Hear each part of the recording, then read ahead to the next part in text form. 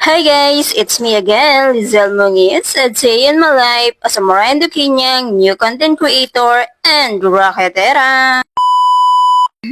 At dahil nga malapit na mag 2 p.m. so kailangan na nating mag-prepare para magsundo sa ating anak. Ayan, so at syempre, kailangan naman nating magbihis ng medyo decente. Ay, decente pa nga. Wow!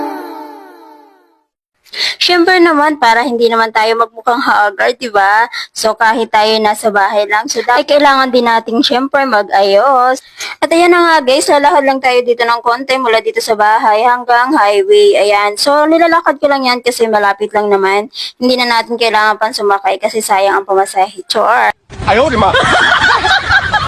At ayan nga guys, malapit na tayo dito sa highway. At pagdating ko nga dito sa highway, wala pa namang dumaang jeep. Kaya mag-aantay at mag-aabang pa tayo ng kaunti.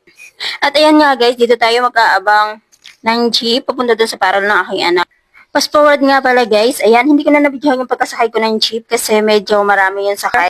Siyempre, medyo nahiyang tiya nyo, ayan. Ayaw, di ma! Pagkadating ko nga dito sa paaral ng aking anak, hindi pa naman sila labas, pero yung ibang grade level ay labasan na.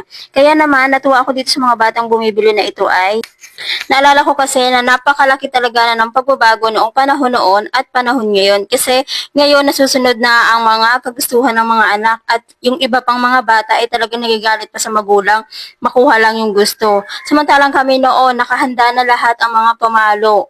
Huwag kang sumunod at tiyak na mapapalo ka. At ayan nga guys, lumabas na rin ang aking anak at ayan, nagmo-model-model pa yan sa paglabas at nakangisin na kaagad. At ayan. Fast forward nga guys, hindi ko na nabidyohan yung pagsakay namin ng tricycle nitong pauwi na kami kasi itong anak ko ay dali-dali na. Bali nga pala dito kami dumaan at bumaba sa highway.